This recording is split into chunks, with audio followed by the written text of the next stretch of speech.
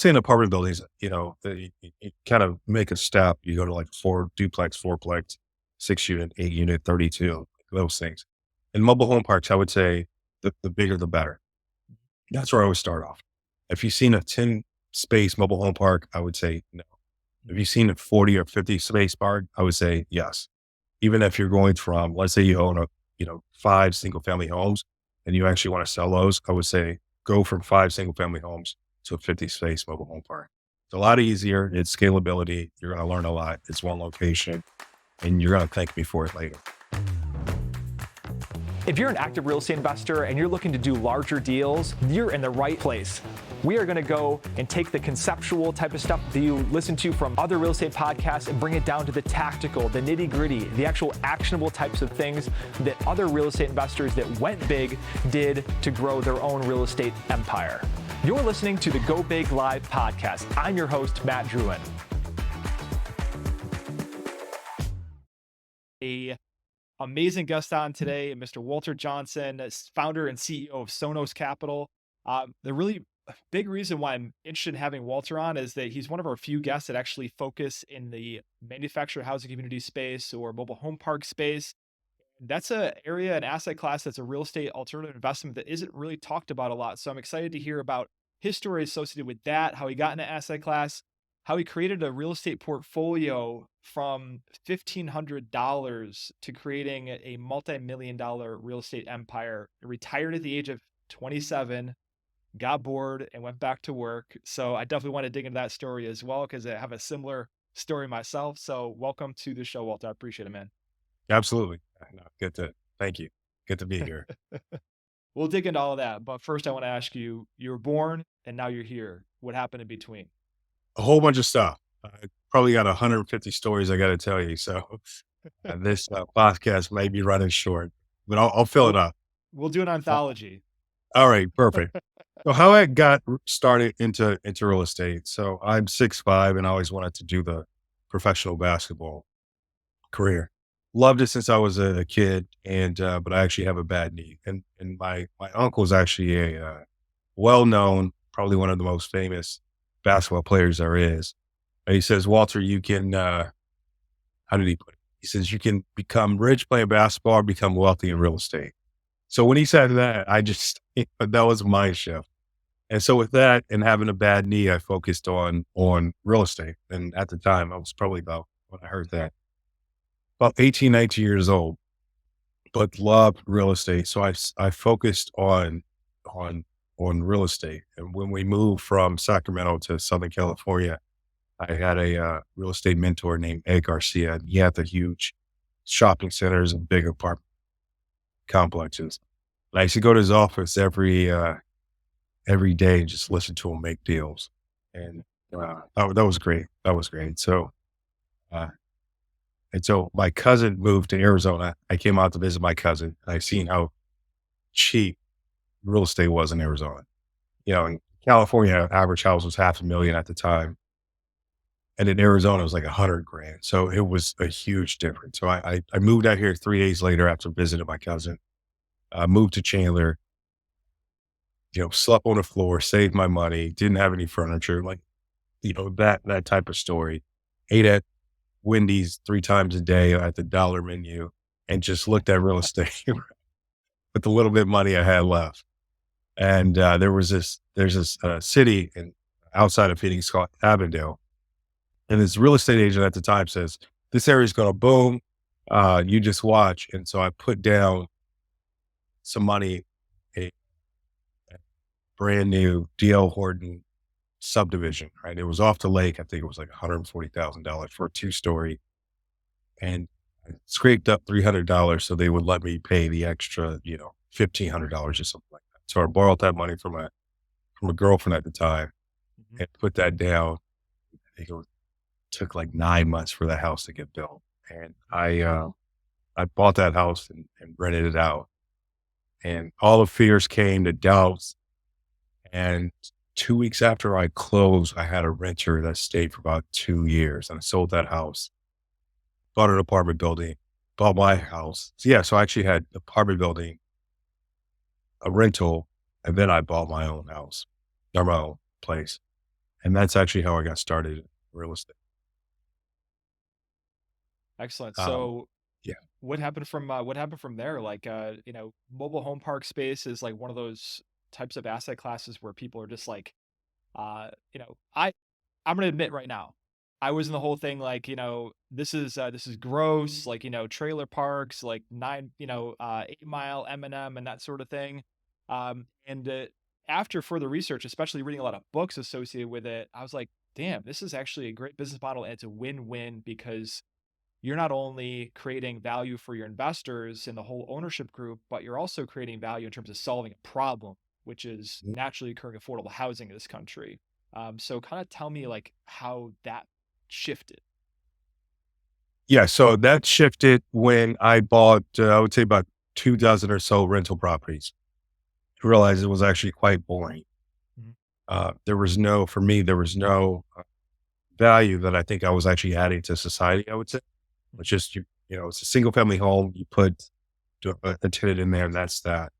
But when they actually move out, you always have about a few that are moving out. And so the renovation costs, I actually put it back on the market, plus the mortgages. I didn't feel like I was actually making money. So a friend of mine, I still keep in contact with this day, named Jerry, probably back in 2006. He says, Walter, you should look at mobile home parks. And I was like, Mhm. yeah, Jerry. He's older.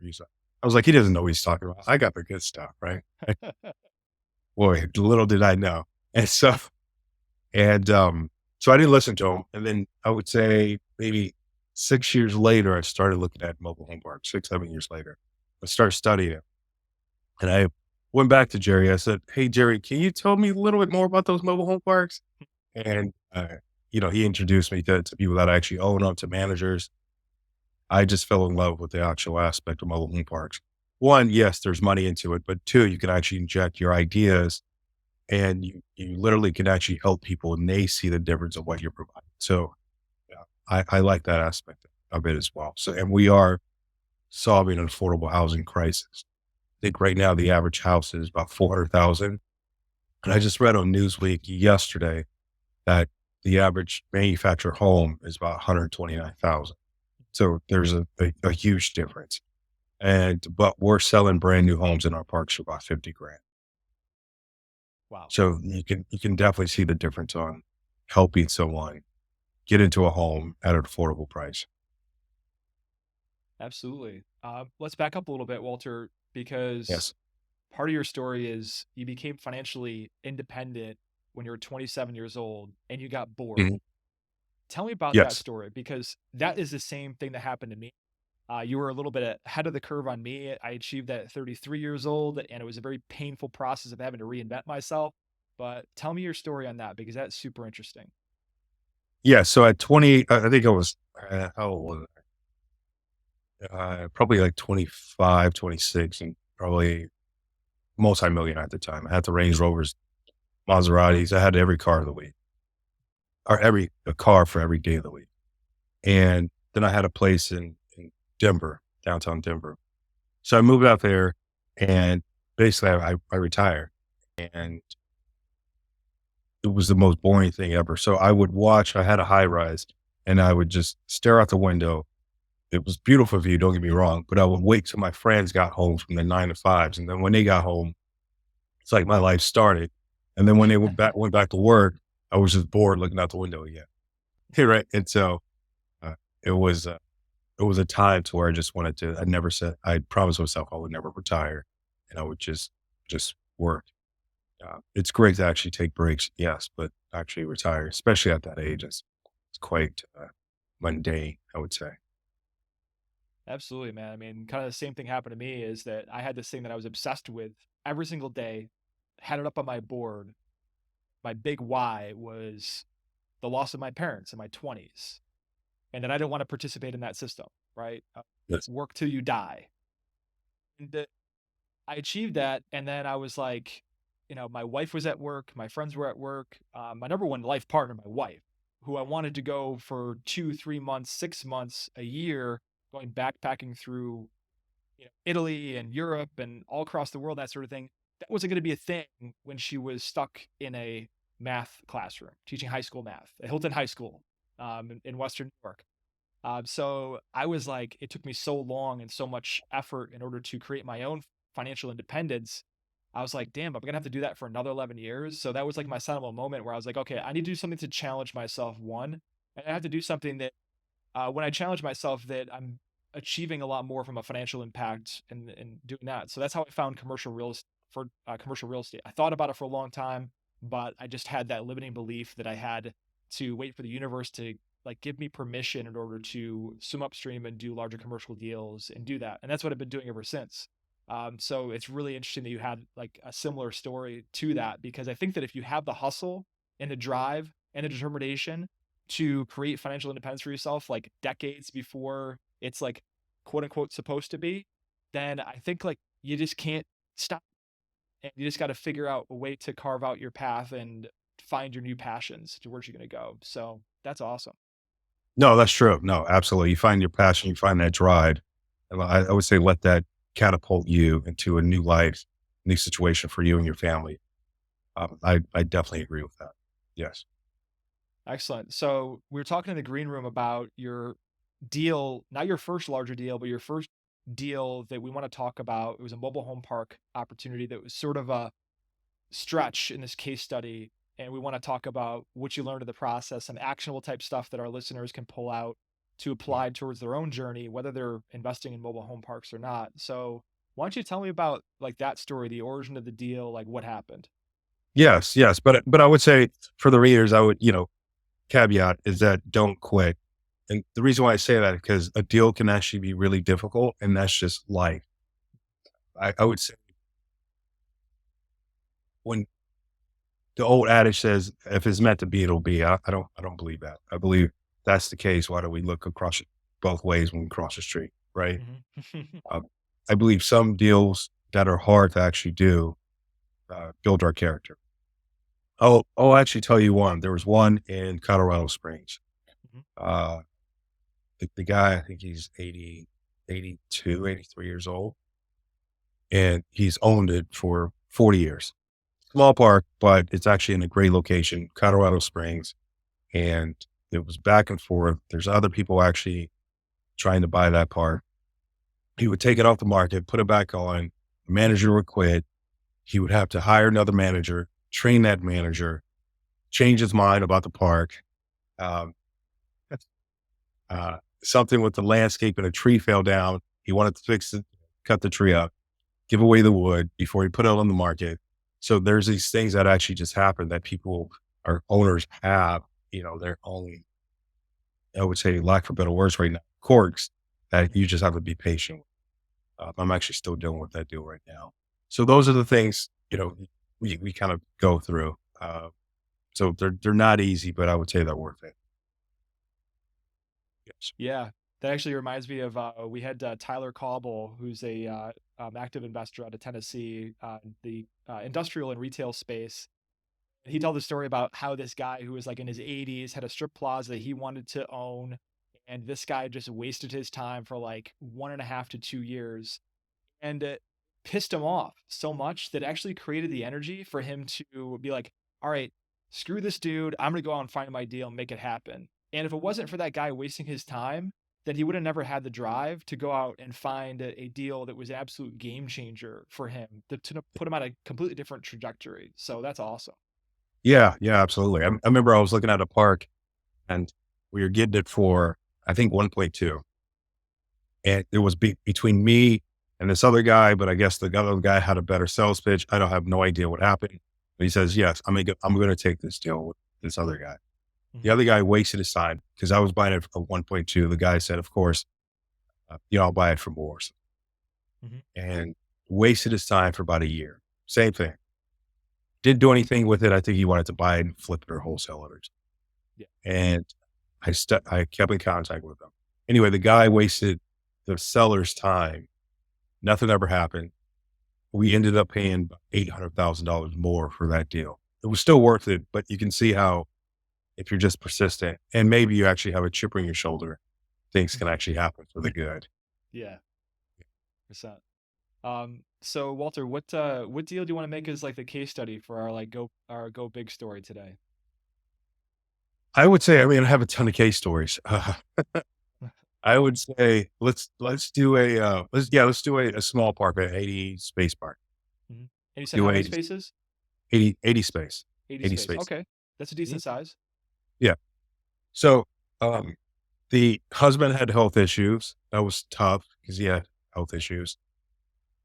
Park was probably 40% occupied. Um, a spotty manager that wasn't on time, was embezzling money. You know, it was, on septic and, private utilities. Learned a lot from that deal. It was still actually a fantastic deal. Um, it was grossing, I think, at the time, $7,000 a month, and the back rents from all the tenants was about $18,000. Wow. So everything that you could think could actually go wrong in a mobile home park, besides it burning down, I probably experienced on that park. Matter of fact, burning down because there was actually 2 trailers in there that actually burned down. So Mhm. somebody was cooking and it sparked, and then it sparked the other trailer, then they burned Oh, down. dear God. And yes, and then the park owned those trailers as well. So that was tough. But we turned the park around. We injected, our aesthetics. We didn't raise the rents, but we actually did decrease expenses. We got people caught up on their rents. We increased the rents, and I think with that part, I think we did. What did we do? About $400,000. So for about $90,000 a year to about $400,000 a year, we increased the revenue. The tenants loved it. The the city and the county loved it. The uh, the vendors around the park loved it is because we were paying our bills on time, Mhm. and the the sellers actually uh, check in on the park because they owned it for quite some time, and they would talk to the manager. We actually kept the manager, and we hired a part time manager as well. And they loved the park. They loved the new leadership. They loved the new landscaping. They loved the new homes that were coming in. So you can see, uh, once you inject your ideas in a park, people see it. I think they follow good leadership. Absolutely. Let's back up a little bit. Because we get into excruciating detail about all these case studies we do on the show. How did this opportunity come to you in the first place? I mailed out, I do my own mailers. And so I hire copywriters and I do my own. I do them probably once a quarter. So the seller, and usually my general rule for your audience is that the people that usually call you off the mailers first, like when you send it out, they call you in the first 2 weeks. Those usually aren't the good deals. It's the ones that people actually hold on to your letter that, hey, I hung on to this for about 6 months and I'm ready to sell. Those are actually good deals because they thought about you for quite some time. And so that's actually what happened in this deal. They kept my letter for 3 months. Mhm. So what did the direct mail piece look like? Because I was a direct mail junkie back in the day. So I used to send postcards, white letters, all that stuff. So like, what did this particular piece look like? I don't remember that one. I can kind of say, have you ever thought about selling your mobile home park? And I kind of listed off the bad things, actually, not the bad things, but the, yeah, I would say lack of better words, the bad things actually that happen in the mobile home park, actually, the tenants, but the late rents. Uh, and I listed those things off and pivoted saying, hey, if you sold your park, you would leave that stress and, have money in your pocket, something along those lines. Hmm. I revise the letters constantly. And so Hmm. I'm thinking that's the one that I said. And I think I put in there something about, you want to travel and live your life and pay kids for, if you have pay medical bills or, pay off your kids' college, something along those lines. And so Hmm. that's actually what it was. The owner had health issues. And so that's why he called. So you use the PADS principle, PADS. It's the pain, agitate the pain, uh, desire, and solution. Yeah, that's Right? me. That's me. I always say that's me. Yeah. Excellent, excellent. All right. So this guy called you, like, how did the order of operations come from then? Called you, you start talking, like, tell us specifically like how you took this inbound call. 100%. Yeah. I'm giving a lot of secrets here. Uh, I think when they call, I just say, grab a pen and paper, so you can take some notes as well. I'll spend about 10 or 15 minutes with you. If it makes sense, we can move forward and I can know more about the park. If it doesn't, then we'll part ways as friends, something Mhm. like that. And I'll just start going into the actual park. How many spaces is it? How long you owned it? Is it private, public utilities? Is there a manager on site? And just getting feel and just say, I know I sent to you a letter, but what prompted you to actually for you to call? And I kind of get a little bit idea, start building rapport. So that's usually how it works. And then I generally say, great, you gave me a lot of information to work with. Do you mind if I do my research on my end and give you a call back in the next 3 or 4 days? They're like, Mhm. sure, perfect. Hey, if you ever think about anything in the meantime, more than welcome to actually give me a call and then I say something like, say, if I have any questions, do you mind if I reach out to you in the meantime? Sure.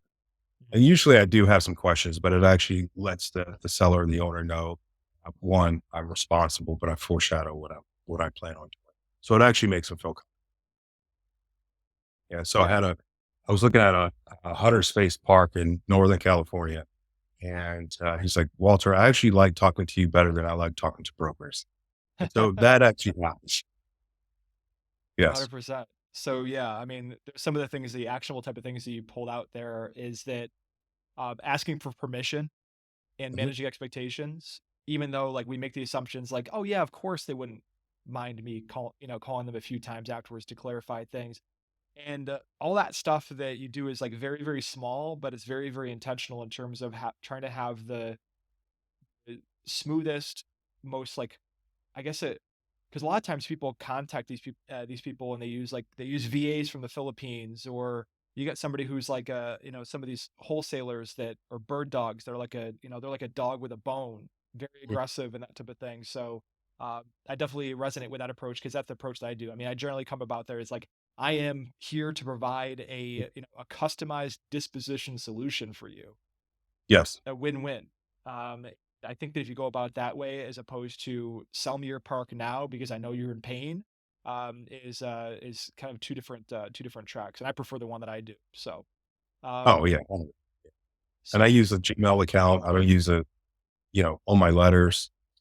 I think and I've heard this before. So this is not just me. It's actually feedback from owners that when they see like, Walter at wholesale or something, whatever the case may be, I don't have one, but I'll just use my Gmail and it makes it mhm. seem, kind of down to earth and personal. They maybe have a Gmail as well. And I use my cell phone as well. I don't do VAs or anything like that. Yeah, no, 100%. I mean, especially when you have something capital in your company name, people are like, "Is this a hedge fund like out of New York Right. City that's gonna try it's gonna try to scam Right. me and that Right. sort of thing?" Right. So no, I definitely Yes. appreciate that. All right, so you did some, had this kind of discovery call with the seller, Mhm. and then when did it result in terms of like a actual like visit to the property? If it's just to the property when I would say within that I would say, but in that 2 or 3 days, I'll actually underwrite the deal. Hmm. Say, this is what the area looks like. And it's really hard to actually get rental comps. I mean, we can do that with apartment buildings. That's really easy or homes. But with Hmm. mobile home parks, it's hard to get rental comps for particular subject property and the surroundings. So you actually have to call other mobile home parks and actually ask what their lot rent is. And you get a sense of ideas of how much, the difference between the park you're looking to buy and the parks in the area. That's one thing I do. Then I look at the average income in the area, the population, those little things that actually help and how much I can turn around that park. And if it actually makes sense, then I'll say, hey, this actually makes sense. And at times, I would say about 80% of the time, sellers actually don't live near the park or they could live out of, out of the city limits or state. Hmm. So I'll visit the park because I get permission. I'll get permission to actually meet the manager usually. Yeah. And I'll meet them probably in a week. So I've set that appointment up, and what I do is I drive the area before I actually meet with the seller or the park manager. There's usually something's in the area that you can actually ask, like, "Hey, I just noticed this restaurant closed down. Tell me more about that." And you build rapport with the seller or the manager. Yeah, 100%. So Um, you get an idea of the area that you're looking to invest in. Absolutely. Let's talk about the capital stack on this deal. What was the total purchase? Did you budget and have to raise for rehab, capbacks, curb appeal type of projects? Like, tell me about the total capital stack and kind of how it broke down from a debt to equity standpoint, how you finance this thing. Yeah, so that was actually seller financing. Is the bank wouldn't actually finance low occupancy. It just wouldn't work. It did have paved roads, which is actually great. The bones and the mechanics of it. So we did. What did we do? $100,000 down, seller carry, and we brought in new and used homes actually. So we brought in park models because some of the lots were small, and we brought in 1 and 2 bedroom. So 100 grand down. What was the total purchase price? 1.2. Okay, this is the 1.2 deal. Okay, perfect. Mhm. So I guess like in that segue to seller financing, because seller financing is very, very prevalent in the mobile home park transaction space for the reasons you just described. Also, banks really haven't gotten like modernized from the standpoint of being able to understand the mobile home park business from, we don't have a lot of parks that have resident owned homes, like 100% resident owned home. Like the park owned home model is definitely a thing. So how'd you sort of segue? Did you like request term sheets? So like from a bank being like, I know they're not going to finance this thing, but like I need to show this as evidence to the actual property owner that I can't get bank financing in this. Are you open to making this deal happen by carrying back some paper or getting some post closing income on it? Tell me about that. Um, well, I put some of that in my letter at times, the seller financing letters. Hmm. Usually the sellers actually are aware about seller financing because when they've owned it for 30 or 40 years, they most likely bought it with seller financing because there was actually no banks that were lending to home parts. Hmm. So they're used to that. So they would rather have, and you can actually structure it to where they're receiving the same amount of cash flow that they're getting now. So you can give them a down payment and give them the same amount of cash flow. You can actually structure it that way. So they're not missing any. Absolutely. And and what happens is that when you do, let's just say you do a 5-year seller financing, you're going to refinance out to a commercial loan. Hmm. Usually the sellers actually want you to keep that loan in place because they got used to receiving that income. Yeah, no, it's really smart. Um, so what were the terms on this deal? Was it you put $100,000 down? Like, is this a fully amortized type of deal? Like, take us from there. Yes. So this was actually, it was at the time, it was 7% fully amortized. Hmm. Uh, I think 7% fully amortized over 30 years, due in 5 years. So due at the end of the fifth year. So I'd spell that out at the end of the fifth year. Hmm. I think in year two, and this is actually something I've done, and because I'll have the loan service at a title.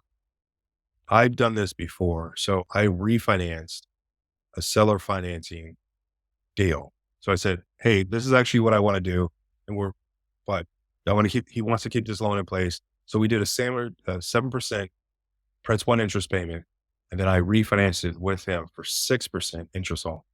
Hmm. I don't think I've ever heard anyone doing that, but I tried it and it worked. Wow. How did they go for that? Yeah, they were like, well, they were getting less money, right?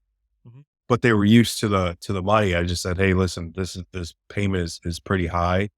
This based on rates right now, Hmm. this is what a rate I can actually get at the bank because it was stabilized at the time. Would you rather have the money or the income, or would you allow the bank to actually have the money, the monthly income?" And he chose to have the monthly income. Absolutely. I think it's smart too because like when you refinance it and restructure that loan to be interest only, then you sort of like you stopped the installment sale schedule where he would have to pay an incremental uh, capital gains on that Mhm. installment sale as well. So it was probably better for him from a tax perspective as well. So, no, that's awesome. Yeah. So tell us at a high level here, because we got a couple minutes left. I want to, bring this story full circle. So what happened from there? You closed in this deal. You did a lot of common area improvements. You brought in new homes. You brought in used homes. Like, what did this deal like look like at the end of it in terms of what you got it at, which was about like the monthly income was abysmal when you got it, and you brought it up to I think what $40,000 a month or something like that. What about 400? Yeah, I think it was like 400,000 a year. So Yeah, $400,000 a year. So just tell me about like what that deal like did for you from like because it sounds like you had like a lot of learning, a lot of lessons learned during this process. So tell me about that. yeah, I stayed in a lot of hotels. I mean, you just learn a lot about management. You learn a lot about vendors. You learn a lot about electricity. Learn a lot about reading, you know, pedestals, uh, reading meters to bill back utilities. You learn a lot about the tenants actually. So I came in and said I wanted to do this, kind of create this like a Taj Mahal, and most people actually don't want that, right? So you can actually just do a few upgrades and a few basics at home, and they're just as happy, and it saves you money as well. So I sold that on seller financing as well. So I think we went into it for I think it was like what was it like $32,000 a space or something like that. Mhm. That I did a seller financing, something like that. Yeah. Yeah. Now, so in terms of bringing this forward, because I want to definitely, because there's people listening to this that may never get into the mobile home park space, but they're experienced real estate investors that want to swim upstream into doing larger deals. What would be your advice, words of advice for them? Larger deals, I would say go for see in the like let's say in apartment buildings, you kind of make a step. You go to like four duplex, fourplex, 6 unit, 8 unit, 32, those things. In mobile home parks, I would say the bigger the better. That's where I would start off. If you've seen a 10 space mobile home park, I would say no. If Mhm. you've seen a 40 or 50 space park, I would say yes. Even if you're going from, let's say you own five single family homes and you actually want to sell those, I would say go from five single family homes to a 50 space mobile home park. It's a lot easier. It's scalability. You're going to learn a lot. It's one location and you're going to thank me for it later. Great advice. All right, so if you're listening to this now and you want to get in on the live Q&A with Walter, you got to join our Facebook group called the Go Big Live Real Estate Investors Group on Facebook. It's completely free. You get access to these episodes weeks ahead of when they actually drop on Apple and Spotify. So we're going to go into our live studio audience where we have our members patiently waiting. So Walter, I just want to ask in terms of parting words here, where can people learn more about you? And also, are you currently doing a raise right now for an opportunity? Yes, we're actually doing a raise right now. Has about a $5 million spread. So it's actually a really, really good deal. So yes, that's true. So you're more than welcome to reach out to me. It's Walter at Sonos, Sonos capital.com, or reach out to my office 480-674-2035. Excellent. Yeah, I will be sure to put your website in the show notes as well and your contact info. So Walter, thank you very much for being on the show today, and I'm going to be happy to keep in touch with you and excited to ask you some more questions about this deal that you're doing a raise for after the recorded session. Yeah, no, it's a cool deal. I like it. Yeah. All right, take care, man. Thanks for being on. Thank you. Bye bye.